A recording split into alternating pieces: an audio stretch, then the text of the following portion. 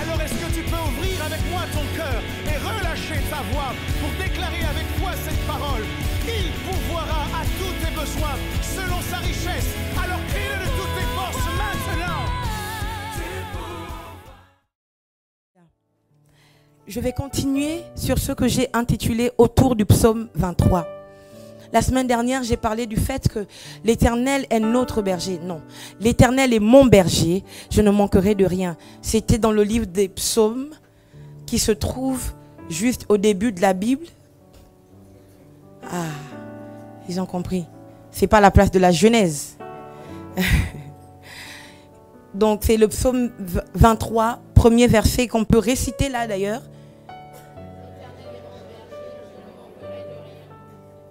Voilà, c'est ça que je voulais éviter. Le psaume 23, verset 1, c'est l'Éternel est mon berger, je ne manquerai de rien, point. Amen. Voilà, c'est bien aussi d'apprendre la parole de Dieu. Amen. C'est la force pour nos os. Amen. C'est la puissance pour notre homme intérieur. Amen. Donc je disais la semaine dernière que lorsque le psalmiste dit l'Éternel est mon berger, il y a une relation d'intimité. Parce qu'il dit mon berger. Il y a même une relation d'appartenance. En fait, l'Éternel lui appartient. Alléluia. Et ça, c'est encore une autre dimension. Peut-être que Dieu permettra que nous puissions parler de cela. Alléluia.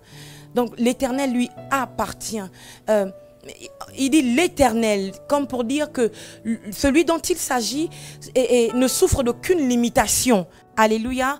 Il est éternel. Ça veut dire que ses vertus sont éternelles. Amen. Ça veut dire qu'il n'y a rien qui puisse l'empêcher d'accomplir ce qu'il doit accomplir dans notre vie. Alléluia. Son amour est éternel. Sa paix est éternelle. Son attention pour nous est éternelle.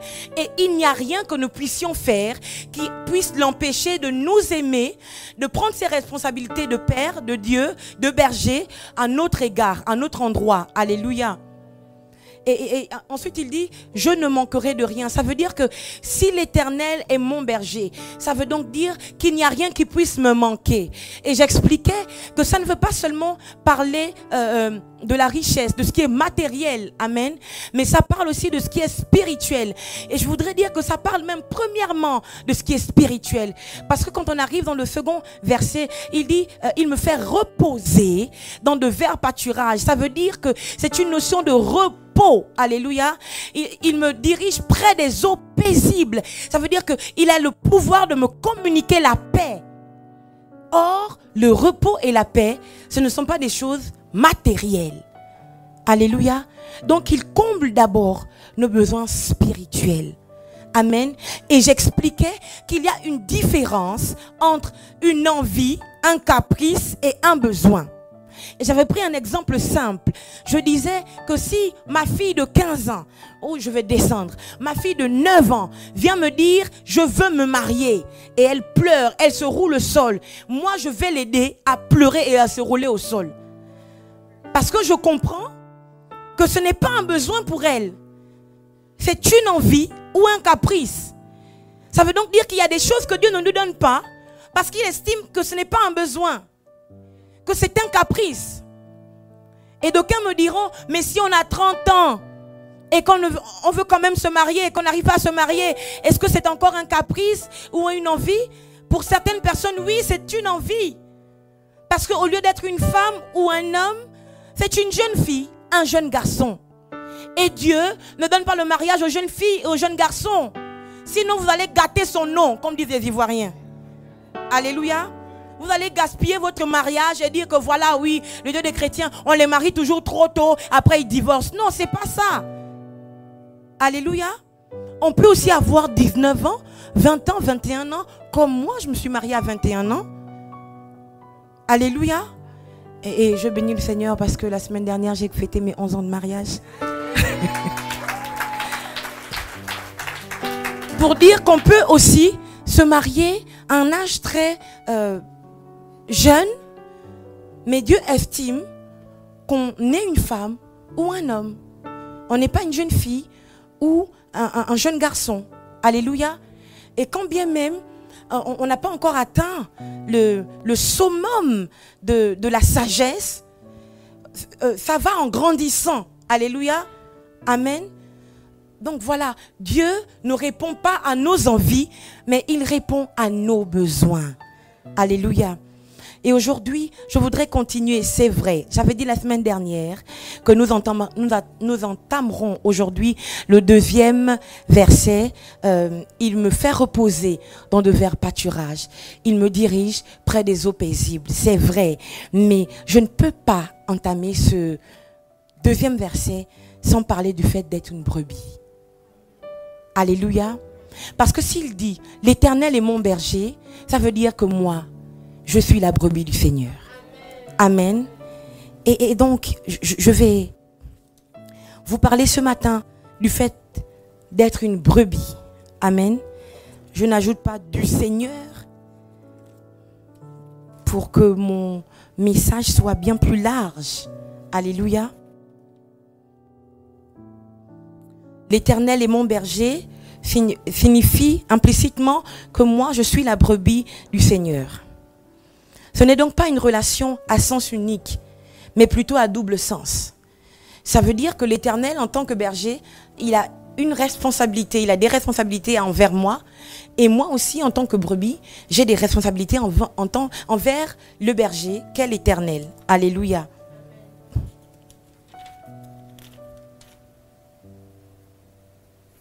Excusez-moi, c'est pour ça que il est mieux pour moi de ne pas avoir de notes, parce que quand j'ai des notes...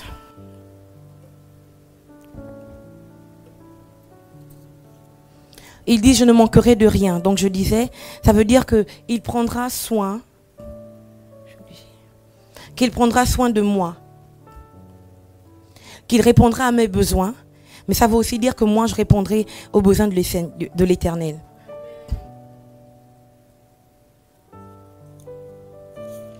Quand je parle de berger ici, je voudrais qu'on comprenne qu'il s'agit premièrement de l'Éternel, le Dieu de l'invisible. Amen. Mais aussi des bergers humains, physiques, que Dieu nous a donnés. Alléluia. Si l'Éternel est notre berger, il sait que sur la terre, amen, il va nous conduire par son esprit qui habite en nous, amen, mais aussi par les bergers qu'il a mis dans son église. Alléluia. Sauf que quand on est une brebis qui a un défaut, ou quand on est une brebis qui a été touchée par le virus rébellion, on perd de vue que la direction que le berger peut nous donner, il peut la donner à travers un berger humain. C'est là qu'on rentre dans, moi j'appelle ça des inepties, où on dit oui, moi je n'ai aucun pasteur, le Seigneur est mon pasteur. Et une brebis qui parle comme ça, c'est le signe incontestable qu'elle est en train de marcher droit contre un mur. Alléluia. Droit contre un mur. Parce que pour apprendre, pour connaître, Dieu a déposé devant toi, Dieu a mis devant toi des personnes pour t'enseigner la parole. Amen. Quand on dit que l'Éternel est notre berger, ça veut dire qu'il doit nous enseigner. Mais qui a déjà vu Jésus vis-à-vis, lui disant, voilà, ouvre Matthieu 1er, verset 18. Qui a vu? C'est bien ce que je pensais. Personne. Alléluia. Mais Jésus est passé par un homme ou par une femme pour nous enseigner la parole. Alléluia. Si je suis la brebis du Seigneur, ça doit être naturel pour moi d'avoir un berger humain. Alléluia. Amen. Ça doit être naturel. Ça doit être la base, la première base. Je ne peux pas être un chrétien vivant à la maison. Je n'ai de compte à rendre à personne. Il n'y a personne qui puisse me ramener sur la voie quand je dévie. Il n'y a personne qui puisse me dire ça, ce n'est pas de Dieu. Ça, ce n'est pas la bonne façon de faire. Ça, parler ainsi ne doit pas se faire. Vous comprenez? On ne peut pas rester à la maison se disant, moi je n'ai pas d'assemblée. Moi-même je suis une église. Non, toi-même seul tu n'es pas une église.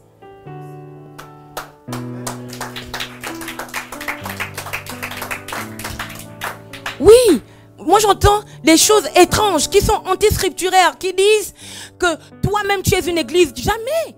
C'est l'ensemble des croyants qui forment une église. Donc si tu t'es coupé du corps, frère, tu n'es pas une église. Arrête de te séduire. Alléluia. Et le plus souvent quand on se coupe du corps et qu'on reste seul dans sa maison pour dire que moi-même je n'ai pas besoin d'aller à l'église. La Bible dit que moi je suis une église. Déjà, ce n'est pas vrai.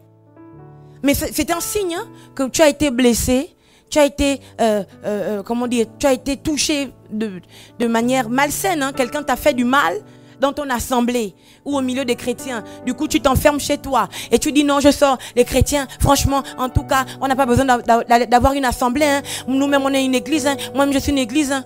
Moi, il y a mon beau-frère Jonathan qui avait écrit un jour que depuis que le monde, il dit quand l'église t'a déçu, tu es sorti. Tu as dit je ne vais plus à l'église, c'est fini. Je reste dans mon coin. Il dit mais depuis que le monde te déçoit, tu ne sors pas du monde. Oui. Oui. Dans ton entreprise, on te parle mal. On te met la pression. On te critique. On te rabroue. Au centre commercial, on te bouscule, on ne dit pas pardon. Tu as arrêté d'aller au centre commercial. Non, tu n'as pas arrêté d'aller au centre commercial. Donc pourquoi fustiger l'église? L'église est faite des personnes qu'on trouve à H&M. Alléluia. L'église est faite des personnes qu'on trouve à Val d'Europe. Primark, là où c'est moins cher.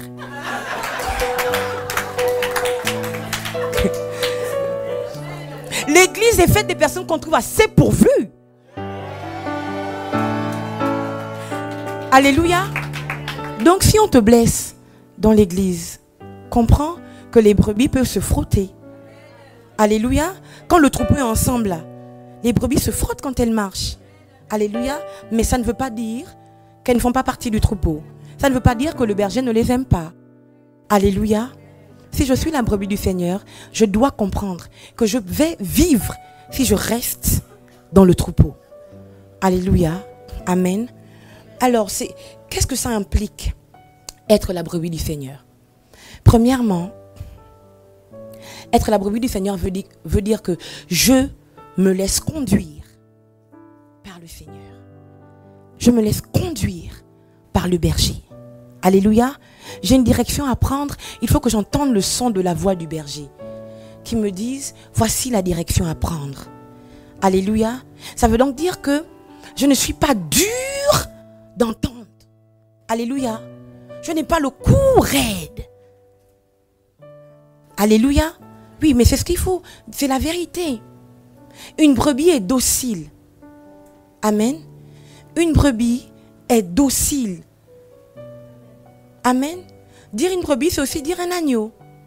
Jésus-Christ était l'agneau de Dieu. Et Jésus-Christ était docile. Alléluia. Jésus n'a pas résisté. Quand Dieu lui a dit, le chemin que tu dois prendre, c'est le chemin de Golgotha. Amen. Et pourtant, Golgotha fait mal. Mais Dieu dit, fais quand même le chemin de Golgotha. Ça veut dire que tu peux avoir un projet, des choses que tu ressens dans le cœur, hein, que tu voudrais faire, et tu vas voir ton pasteur. Et ça chauffe en toi, ça bouillonne en toi. Tu sais que c'est de Dieu. Et souvent, c'est la vérité, c'est de Dieu. Mais ton pasteur te dit, stop, c'est pas le moment. La direction à prendre pour le moment, c'est de t'asseoir et d'attendre. Si tu es une brebis, non. Si tu es la brebis du Seigneur, tu sais comprendre que, en effet, c'est pas le moment. Tu ne fais pas non, non, non, non. Je vais quand même faire. Voilà, voilà. Quand on veut dire, les pasteurs sont jaloux. Ils ne prient pas pour nous. C'est bien ce que je pensais. Vraiment. Il y avait ma cousine, hein, quand elle était à une église. Mais pourquoi? N'écarquillez pas la bouche, c'est la vérité. Les yeux, c'est la vérité. Je l'avais bien dit. Voilà, voilà. Les pasteurs, vraiment, vraiment. Non. Parce que tu es docile en tant que brebis. Tu sais, je dois attendre. Parce que je fais confiance au berger. Alléluia. Est-ce que ça veut dire que tous les bergers sont bons? Non. Non. Il y a effectivement des bergers qui semblent être des bergers, mais ce sont des mercenaires. Et le livre de Jean 10 en parle. Alléluia. Ce sont des mercenaires. Quand la brebis est en train d'avoir beaucoup de laine, elle est très belle, beaucoup de lait, le cœur du berger se serre. J'allais plutôt dire le cœur du mercenaire se serre. La jalousie monte, l'envie monte. Vous comprenez? Ceux-là, ce sont des mercenaires. Amen. Ou bien des bergers qui ont quitté la main du bon berger. Ils ne sont plus sous la main du bon berger. Mais je rends grâce à Dieu parce que dans cette église, le pasteur Gélil est vraiment un bon berger. Alléluia. Toujours prompt à encourager, à pousser les gens. Alléluia. Je vois comment il nous persécute. Moi, personnellement, je n'avais jamais cru pouvoir écrire des livres. Jamais. Ce n'était même pas dans mes projets. Pas du tout. Moi, je savais que je sais prier et je sais aussi chanter. C'est tout. Et il a exigé le premier Providentiel. Shirley, un livre sortira à Providentiel 1. Je dis comment ça? Ah, tu vas écrire un livre? Il dit quoi? C'est la conférence des hommes? J'avais compris qu'il fallait que j'écrive un livre. Il m'a persécuté. Persécuté. À un moment donné, j'ai négligé quand il a un peu lâché prise. Mais Providentiel arrivait en juin. Et en mi-avril, il me dit ça sortira en juin. Et on n'était même pas à la moitié du livre. Et donc avec pasteur-shirley.com, on a fait nuit blanche sur nuit blanche pour finir le livre. Parce que tous les jours, il disait à quel niveau? À quel niveau? À quel niveau? Je ne dormais plus. Et Providentiel numéro 2. Pour moi, c'était évident que j'avais écrit un livre et c'est bon. En plus, c'était un livre de prière, donc c'est un peu facile pour moi, voilà. Et là, il me dit, tu sais qu'à Providentiel numéro 2, il y aura un deuxième livre. Là, je commence à me dire que c'est chaud. Et quelques temps avant le programme, je lui dis, mais et si ça sortait en décembre? Il m'a dit quoi? On va reporter pour toi Providentiel en décembre. Après, il m'a regardé droit dans les yeux et il a froncé son front. Il a dit, Shirley, tu sortiras ça à Providentiel. J'ai compris, je n'ai plus dit, oui, j'ai l'île. Non, j'ai dit, oui, chérie. J'étais très docile. Et là, j'ai écrit et je ne dormais plus. Je ne dormais plus non plus. Amen. Et les gens de pasteur-shirley.com ne dormaient plus non plus. Parce que quand j'avais fini un chapitre, il fallait relire, corriger les fautes, tout arranger avant d'envoyer. Amen. Et voilà un bon berger qui ne veut pas, et pourtant tout le monde le sait, le pasteur Gélil, il est très éloquent. Il est très intelligent. Et ce n'est pas parce que c'est mon mari. En fait, quand je l'ai connu, il n'était pas mon mari, mais il était déjà très intelligent. Et je disais déjà ça. Alléluia. Il peut écrire autant de livres que le Saint-Esprit lui permettra d'écrire. Amen. Mais il me pousse, parce que c'est ce que le berger fait. Alléluia. Le bon berger, c'est comme ça qu'il agit. Alléluia. Et en tant que brebis, on doit être docile et comprendre quand il nous dit c'est pas le moment d'arrêter. Et quand il nous dit c'est le moment de le faire. Alléluia. Une brebis doit se laisser conduire. Une brebis doit savoir écouter la voix du berger. Amen. Une brebis ne doit pas être en inimitié avec la voix du berger. Et il y a un poison que l'ennemi a mis dans le cœur des chrétiens qui font qu'aujourd'hui, quand ils écoutent la voix de leur berger, une colère monte en eux. Parce qu'il paraît que le berger a dit ceci, a fait cela, a fait comme ci, a fait comme ça. Bien-aimé, si c'est votre cas, changez de direction. Si la voix de votre berger ne suscite plus en vous de l'obéissance, de l'amour, de la crainte, si la voix de votre berger ne vous rend plus meilleur, ça veut dire que ce n'est plus votre berger. Fuyez, partez, cherchez, allez chez un autre berger. Même si je crois que la volonté de Dieu, ce n'est pas qu'on aille d'église en église. Alléluia. Mais moi, j'ai toujours dit que le but ultime, c'est Jésus. Alléluia. Et que mon assemblée n'est pas la seule bonne assemblée qui puisse exister sur la terre. il y a plusieurs autres assemblées qui sont aussi très bien. Jésus-Christ en est le maître et le Seigneur. Alléluia. Donc si tu sens dans ton cœur que quand le pasteur parle, tu peux te lever pour l'étrangler, fuis. Mais ça existe. Alléluia. Il faut la voix du berger. Il dit, mes brebis entendent ma voix et elles me suivent. Ça veut dire que quand tu entends la voix du berger, ça doit susciter en toi l'envie de le suivre, de l'écouter. Alléluia. Si ça ne suscite plus ça en toi, il y a un problème. Soit tu pries pour que le Seigneur change ou bien mette le doigt sur ce qui ne va pas, soit tu pars et tu vas à la recherche d'un autre berger. Même si je n'ai jamais vu une brebis qui se met à la recherche d'un berger. Amen, c'est le contraire. C'est le berger qui va chercher la brebis qui s'est égarée parce que pour elle, la voie là n'était plus bonne. Alléluia. Amen. Une brebis doit entendre, écouter la voix de son berger. Une brebis doit être en état de se reproduire. Alléluia. Non, dis bien amen à ton voisin. Et pointe-lui du doigt. Une brebis doit être en état de se reproduire. Parce que les brebis stériles, c'est la fin du troupeau. Alléluia. Une brebis qui ne peut pas se reproduire, ça veut dire que bientôt c'est fini. Bientôt le troupeau disparaît et le troupeau meurt. Alléluia. Ça veut dire que si je suis la brebis du Seigneur, surnaturellement, j'ai reçu un pouvoir de me reproduire. Alléluia. Ça veut donc dire que quand je parle avec d'autres personnes, il y a toujours ce pouvoir de reproduction qui se met en mouvement pour que la personne en face de moi soit transformée en brebis. Alléluia. C'est ça qu'on appelle le salut des âmes. Avoir le fardeau pour les âmes. Quand je suis la brebis du Seigneur, je veux faire des autres personnes, de toutes les personnes que je rencontre, des brebis du Seigneur. Donc, on ne peut plus venir à l'église nous-mêmes. Je suis sauvé, j'aime Jésus, je connais le Seigneur, j'aime bien la louange de mon église, et puis c'est tout. Non. On doit se dire, je suis sauvé. Ce que je ressens pour le Seigneur est tellement fort. Comment faire pour le partager? Pour qu'une autre personne aussi puisse dire, grâce à telle personne, j'ai été sauvé. Alléluia.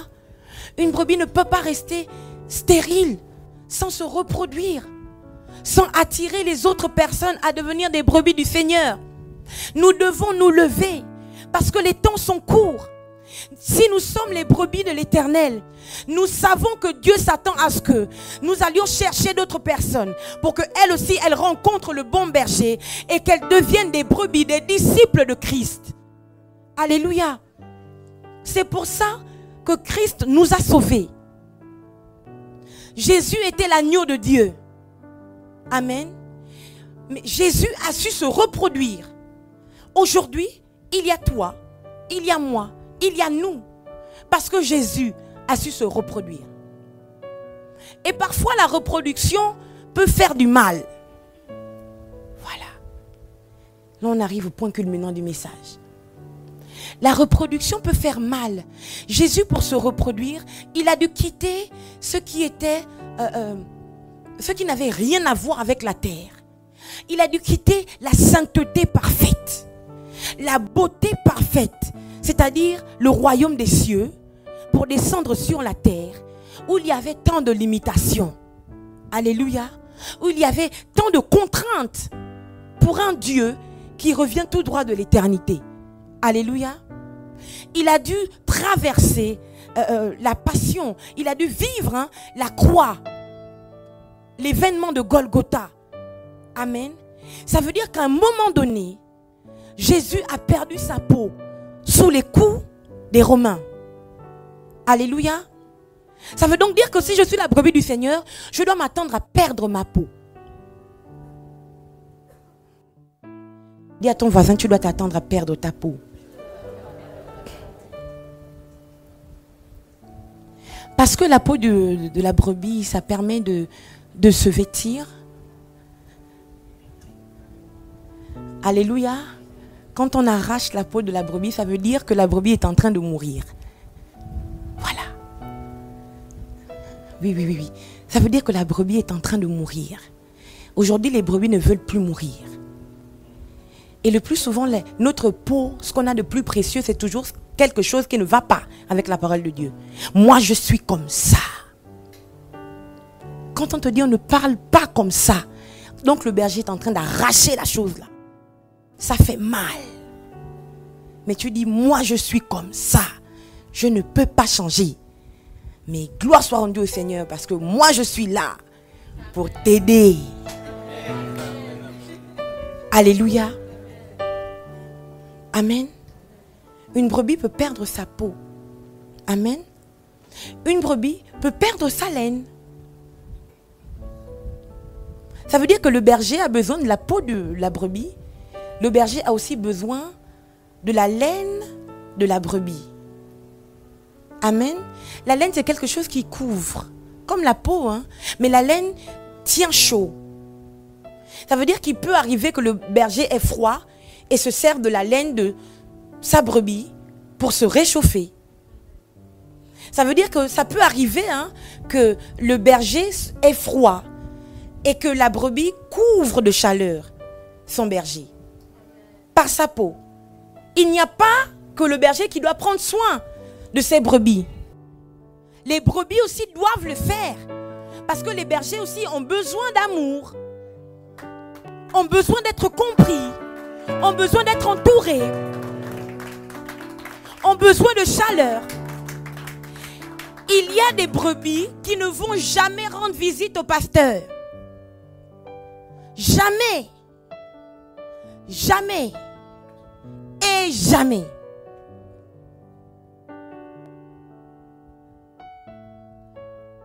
Et pourtant, le pasteur a aussi besoin de recevoir un message disant « Coucou, pasteur Sébastien, je voulais juste te dire que je t'aime de l'amour du Seigneur. Bonne journée, que Dieu te garde, toi et toute ta famille. » Alléluia. Pas « Bonjour, pasteur Martin. » Là, ça ne va pas. C'est vrai, c'est son rôle de vous secourir. Mais parfois, on a notre téléphone qui sonne tout le temps. Tu décroches, allô, c'est pour un problème, tu règles. Tu décroches, allô, c'est pour un problème, tu le règles. Tu décroches, allô, toute la journée jusqu'à minuit, 1h, 3h du matin. Mais donc, vous imaginez que quand un seul message ou un seul appel va être pour dire, ah, coucou Mamoun, même si Mamoun, c'est pas dans la Bible. Juste pour te dire que je t'aime, que je pense à toi. Ça met un baume sur le cœur. Ça réchauffe le cœur. Alléluia. Votre laine est là aussi pour couvrir, pour réchauffer le berger. Alléluia. Et quand le berger vient tondre la brebis, voilà. Quand le berger vient tondre la brebis ne se met pas à insulter. Laisse-moi, regarde-moi ça. Mais soyons francs, on a dit ça. Pourquoi tu me tonds? Pourquoi tu me tonds? Aïe, aïe, non.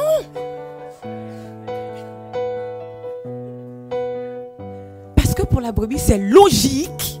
Moi, j'aime bien quand on rit quand je prêche. Ça évite qu'on somnole et qu'on dorme. Parce qu'effectivement, quand on vient dans la maison du Seigneur, ce n'est pas pour dormir, ce n'est pas pour dormir, ce n'est pas pour dormir. C'est pour écouter, acclamer le Seigneur, écouter la parole de Dieu. Alléluia.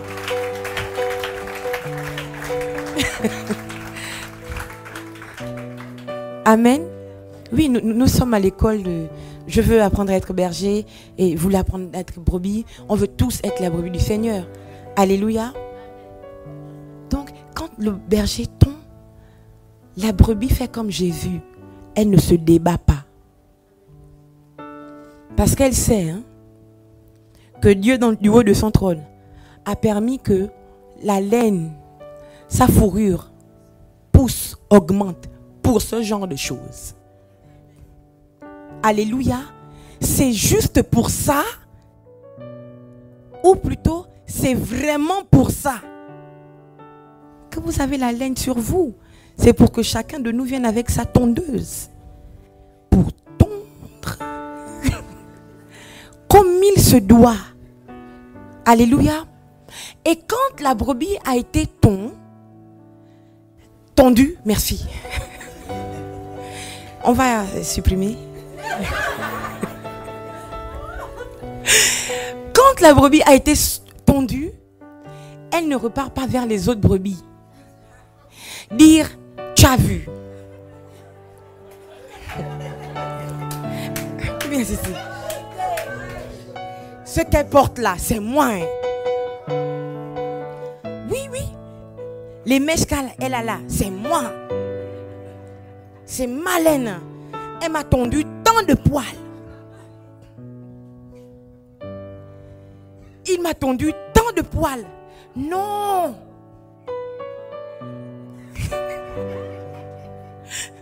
Non. La vérité, c'est que quand la brebis a été tondue, les autres brebis sont censées voir. Quand tu marches, ça se voit que tu as été tondu. Alléluia. Alléluia. Et non seulement les hommes le voient, hein, que tu as été tondu. Parce qu'on voit ton rapport avec le berger. Alléluia. Ça se voit. Amen. Mais plus encore, le berger éternel voit que tu es une brebis qui se laisse tondre. Et donc, tu ne peux pas manquer de laine. Parce que la laine, tu l'utilises non seulement pour te couvrir toi-même en tant que brebis, mais aussi pour couvrir ton berger. Pour réchauffer ton berger. Alléluia. Et la brebis ne se fait pas seulement tondre. À l'intérieur d'elle, il y a le lait.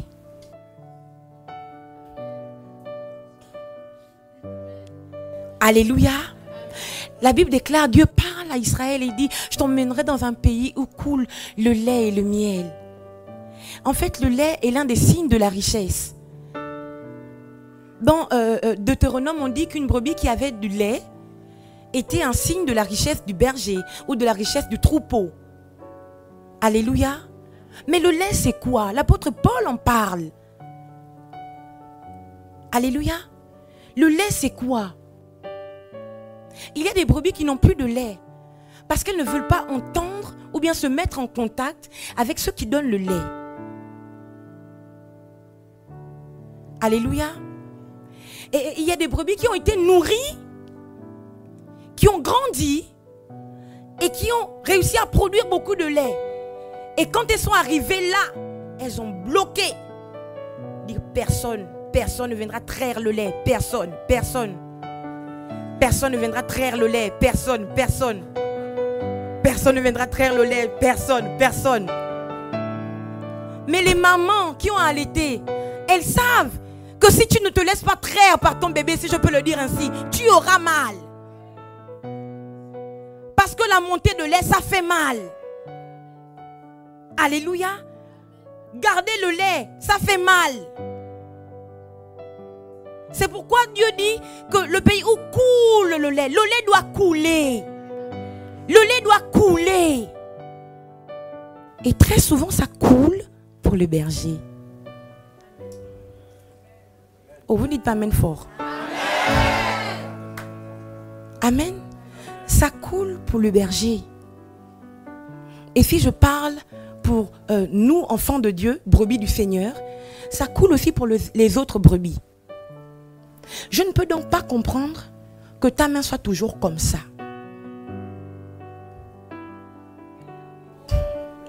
Comme ça.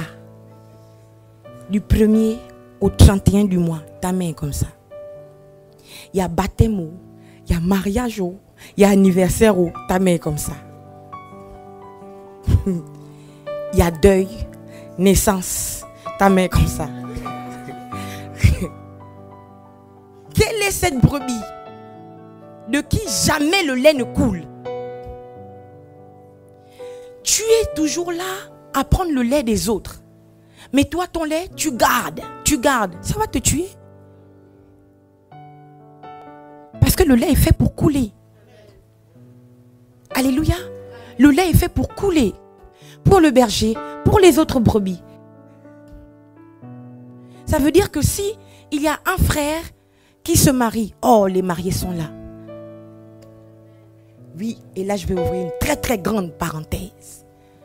Ça veut dire que s'il y a un frère qui se marie, parce que tu sais que tu es la brebis du Seigneur, tu dois donner de ton lait. Tu dois participer, c'est juste logique. Alléluia. Tu dois participer, pas seulement à aller cuisiner ou nettoyer. Quand on prépare un mariage, même 20 €, c'est très important. Alléluia. Mais tu gardes tes 20 €. Tu prends tes 300 € pour acheter ta tenue, pour aller à la soirée de l'autre. Manger la nourriture de l'autre. T'asseoir sur la chaise que l'autre a achetée, a louée. Frère, tu es une brebis ou tu es un loup? Parce que les loups ne donnent rien, ils savent juste déchiqueter. Alléluia. Donc s'il y a un mariage, même si, c'est vrai, on marie les gens qui ne viennent pas le dimanche au culte, voilà. On est très motivés. Le samedi, on chante, on danse. On est vraiment très contents. Mais dimanche matin, ils n'ont pas oublié d'aller à la mairie, le samedi. Ils n'ont même pas oublié de venir à l'église. Ils n'ont pas oublié de déplacer les bergers et les brebis qui sont leurs frères à leur soirée. Mais le dimanche matin, la seule chose qu'ils savent, c'est qu'eux, ils s'appellent monsieur et madame tel et qu'ils se sont mariés hier. Ils ne savent plus qu'ils ont une église, ils doivent venir dimanche, rendre grâce au Seigneur, venir au moins pour que les autres aussi aient, comme on dit chez nous au Gabon, le goût de les voir et d'acclamer le Seigneur pour eux. Ça doit s'arrêter, ce n'est pas de Dieu. Et là, c'est le pasteur résident de Providence Église Paris qui parle. On ne va pas se déplacer pour vous. On ne va pas venir veiller pour vous. Et puis dimanche matin, vous dormez au lieu de venir à l'église. Parce que nous tous, on s'est mariés. On est rentré très tard le samedi nuit. Dimanche matin, très tôt, on était à l'église.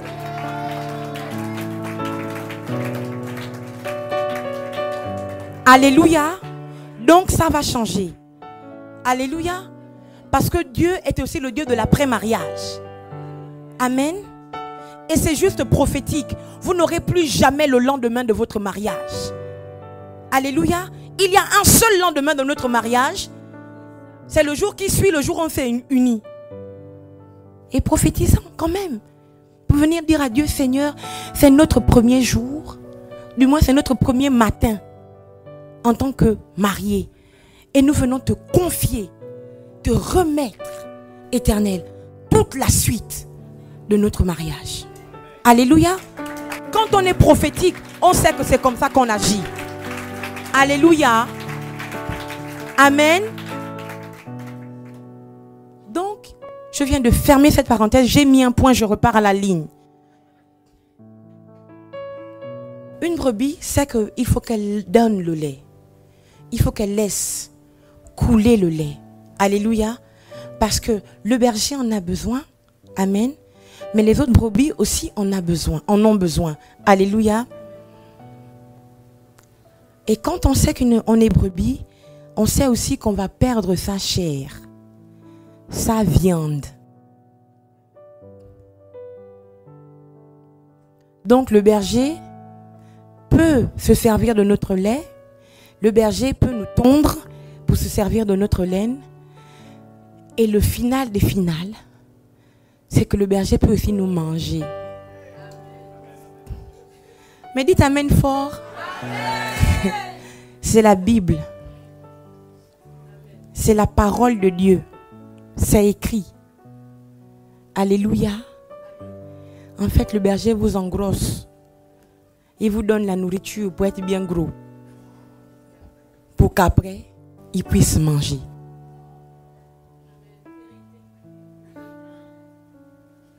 Dis à ton voisin, n'aie pas peur. Tu sauras quand même manger.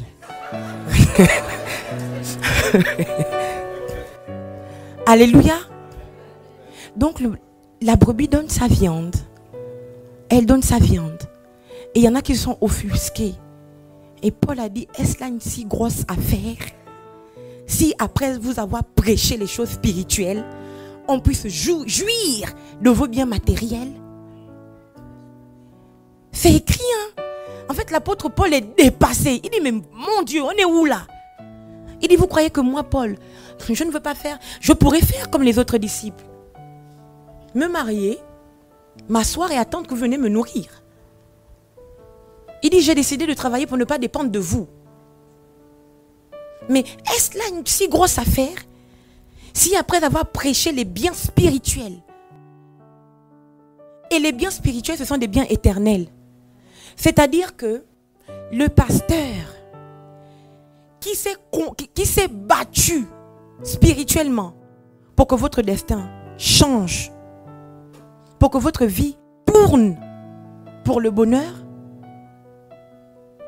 il n'y a rien que vous puissiez faire qui puisse rembourser ça. Rien.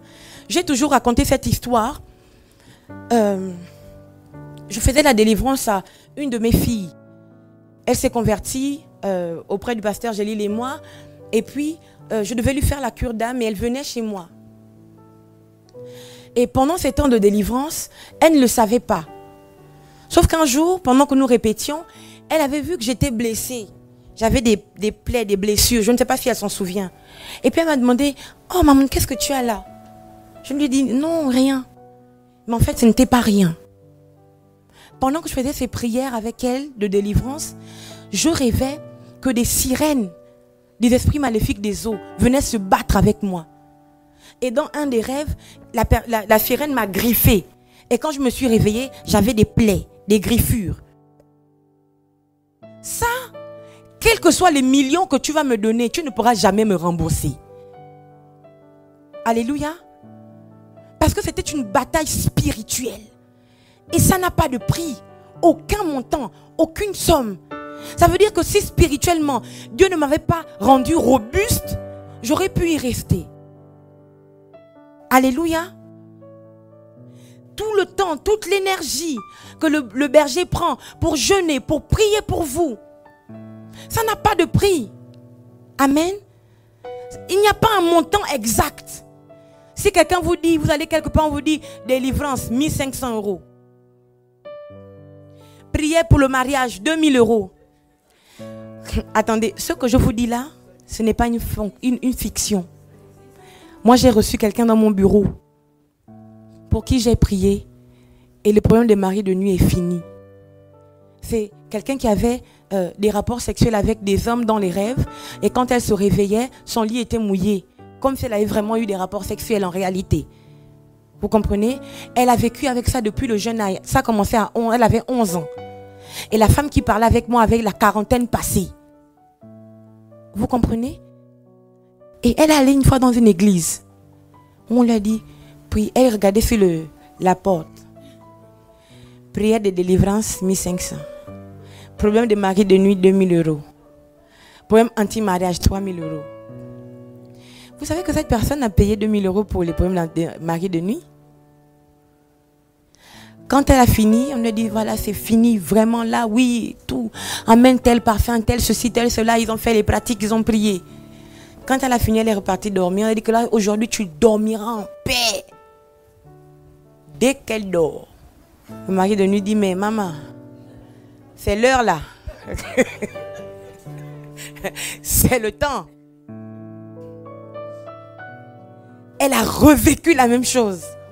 Et quand elle repart vers la personne, la maman prophétesse en question, ah, ça veut dire que tu devais augmenter 4000 €. Ça, c'était pas un berger, c'était un mercenaire. Parce que la Bible déclare que le berger a soin de ses brebis. Le berger ne spolie pas ses brebis.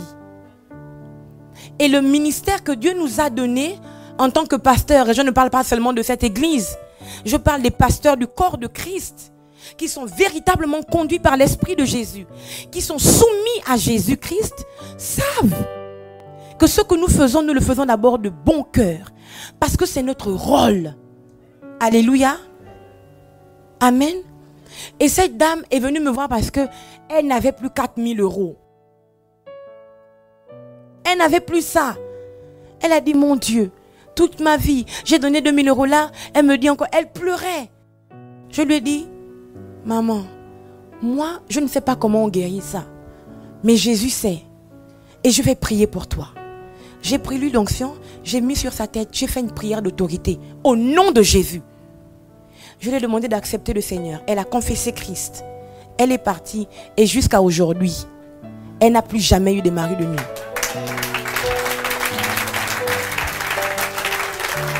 Alléluia. Et ça, c'était sans aucun centime. Sans aucun centime. Amen. On ne peut pas quantifier, on ne peut pas dire tant de prix, tant d'euros pour ceci, tant de francs CFA pour cela. Parce que la puissance que nous manifestons n'est pas la nôtre. Elle nous a été donnée par l'Esprit de Jésus. Mais quand on est une brebis du Seigneur, on sait aussi qu'on ne peut pas aller vers le berger avec le poing fermé. Parce que les dieux te bénissent, je vous assure, ça ne paye pas l'électricité. Les dieux te bénissent, ça n'achète pas les fournitures des enfants des bergers. Les dieux te bénissent, ça ne paye pas le loyer. Une brebis du Seigneur sait que la parole de Dieu dit, tu ne te rendras pas dans la maison de l'Éternel les mains vides. Alléluia. Mais aujourd'hui, non seulement on vient les mains vides, mais aussi le cœur vide. Et s'il est plein des choses contraires à la parole de Dieu. Il faut que ça change. Parce que nous voulons être le modèle de brebis selon Christ.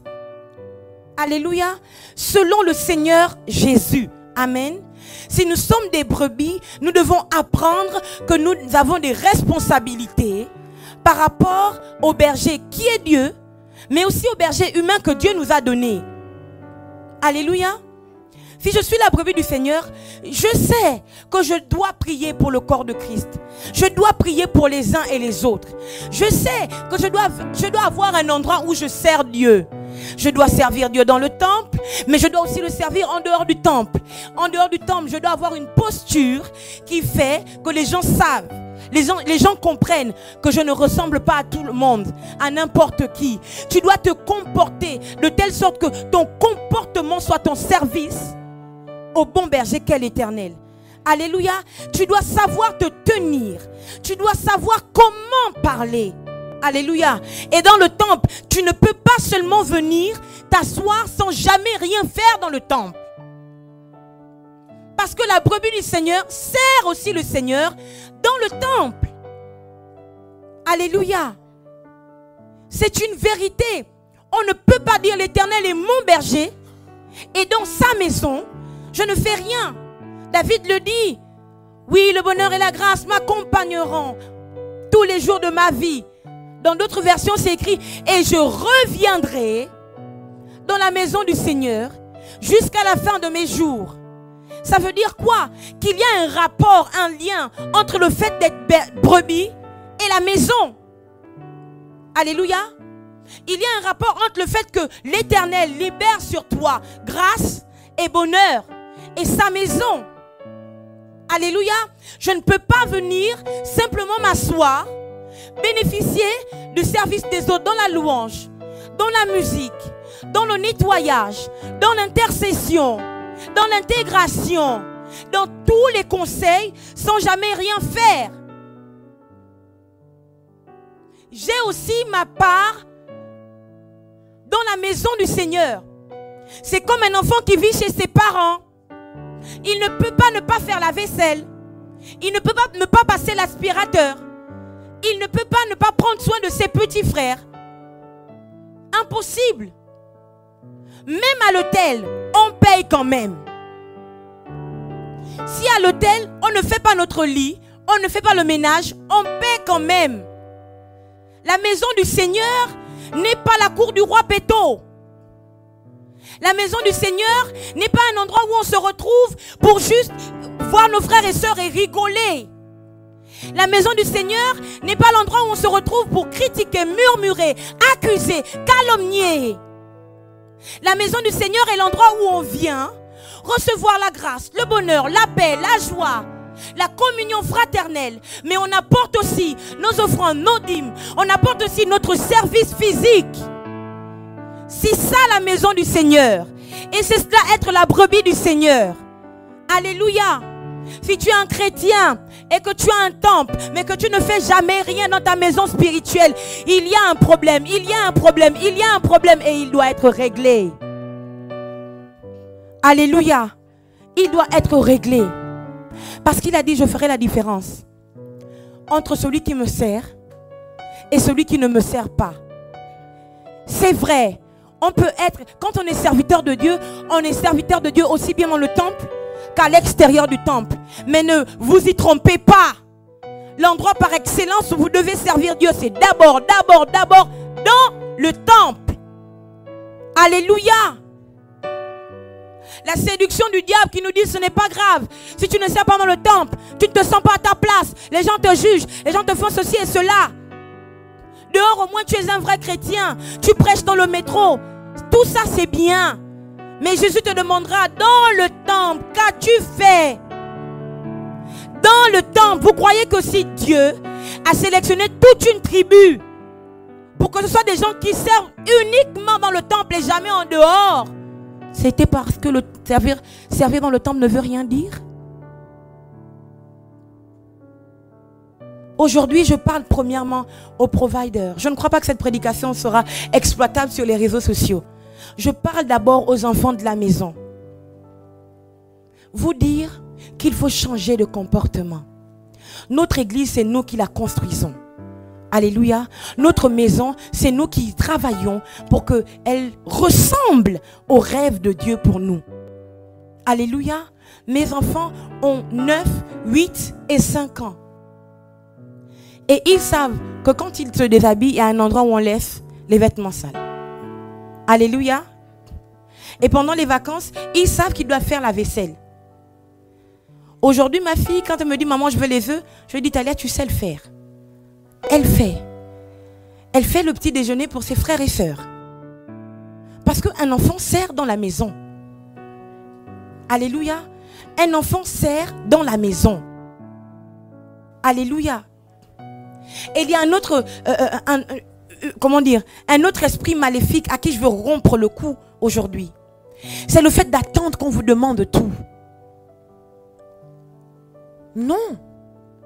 De la même manière que vous savez que c'est logique, c'est légitime, que si vous avez un problème, votre pasteur doit prier pour vous. De la même manière, vous devez savoir que vous devez servir dans le temple. Amen. On ne doit pas tout vous demander. Il y a un programme, est-ce que tu peux venir? Est-ce que tu peux te rendre disponible? Est-ce que tu peux ceci? Est-ce que tu peux cela? Ou les questions de, si tu as besoin de quelque chose, pasteur Shirley, tu peux me demander. Hein? Et maintenant je réponds, je ne vais pas passer toute ma vie à demander. Tu peux penser que je suis un être humain et que mon travail c'est dans le temple. Et donc si je mange, c'est parce que le temple doit me faire manger. Alléluia. Amen. Ça doit changer. Amen. On n'a pas besoin de vous le demander. Vous n'avez pas besoin de demander à Dieu de vous donner le souffle de vie le matin. Il le donne naturellement. Alléluia. Et donc vous savez aussi que vous ne pouvez pas passer, voir une miette au milieu du temple, vous n'enlevez pas. Vous ne pouvez pas passer, voir une tache sur une chaise, vous n'enlevez pas. Vous ne pouvez pas passer, voir un manteau sur une chaise et vous n'enlevez pas pour accrocher sur le porte-manteau. Alléluia. C'est juste des choses extrêmement simples. Mais ce sont des choses sacrées. Quand on est la brebis du Seigneur et qu'on sert dans le temple en tant que chantre, on n'a pas besoin de nous demander chantre ou musicien. On n'a pas besoin de nous demander de nettoyer notre guitare, notre piano, nos baffles. Parce que c'est le sacré. Alléluia. La brebis du Seigneur qui sert dans le temple sait qu'il faut que je nettoie ma harpe. Qu'il faut que je prenne soin de mes instruments. On n'a pas besoin de vous dire rangez les piles à cet endroit, vos cartes mémoire, votre caméra, chargez vos piles. On n'a pas besoin de le dire.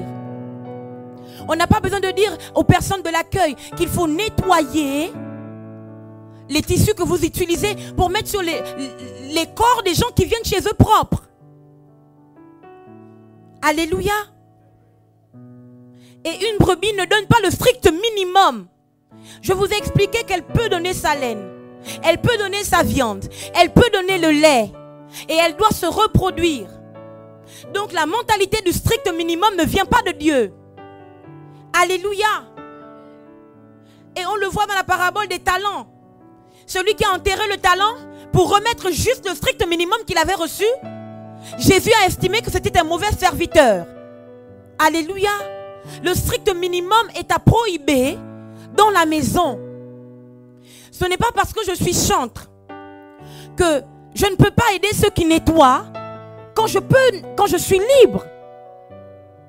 Ce n'est pas parce que je suis chantre que je ne peux pas transporter les baffes quand il faut transporter. Je veux dire, que je suis dans l'accueil, que je ne peux pas transporter les baffes quand il faut le faire. Alléluia. Il faut une mentalité complètement transformée. Amen. Nous devons être de bons chrétiens. C'est pour ça que Jésus est mort. Pour nous parfaire. Alléluia. Pour nous parfaire. Pour que nous puissions aller de gloire en gloire. Pour que chaque jour, nous devenions un peu plus meilleurs. Alléluia. Amen. Ce que je vous dis, ce n'est pas pour vous attrister. Mais en tant que berger, je dois vous dire ces réalités. Parce que le fait de ne pas être, d'avoir perdu de vue le sacré dans le temple, c'est une porte que vous ouvrez au diable, non seulement dans le temple, mais dans vos propres vies. Alléluia. Il faut que les choses changent. Votre façon de voir Dieu, votre façon de servir, votre façon de vous donner, d'abord à Christ, mais ensuite à nous, doit changer. Et se donner d'abord à Christ, ensuite à nous, existe. C'est dans le livre des Corinthiens. C'est l'apôtre Paul qui en parle. Ils étaient dans une profonde pauvreté. Ils nous ont supplié avec de grandes instances de prendre ce qu'ils avaient, mais bien au-delà de ce qu'ils avaient. Ils se sont donnés d'abord à Christ et ensuite à nous. Alléluia. La brebis sait qu'elle doit se donner pour son berger. La brebis sait qu'elle doit se positionner pour son berger. La brebis sait qu'elle doit prendre position, qu'elle doit protéger, qu'elle doit fermer la bouche de ceux qui se lèvent contre son berger ou contre son frère ou sa sœur. La brebis sait qu'elle appartient à une famille. La brebis a un sentiment d'appartenance. La brebis sait qu'on ne peut pas parler mal de son berger, de son frère, de sa sœur devant elle. La brebis sait qu'elle doit se lever pour défendre dans la prière ou dire clairement tu arrêtes, ce n'est pas de Dieu. La brebis sait que c'est ce qu'on fait. C'est ce qui doit se faire quand on est la brebis du Seigneur et qu'on s'est donné d'abord au Seigneur, ensuite à ceux que Dieu lui a donnés. Alléluia. Est-ce que ce matin nous pouvons nous lever?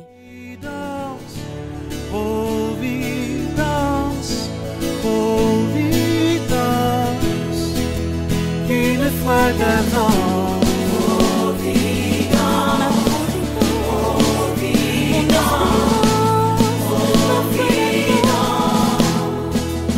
une fois d'avant.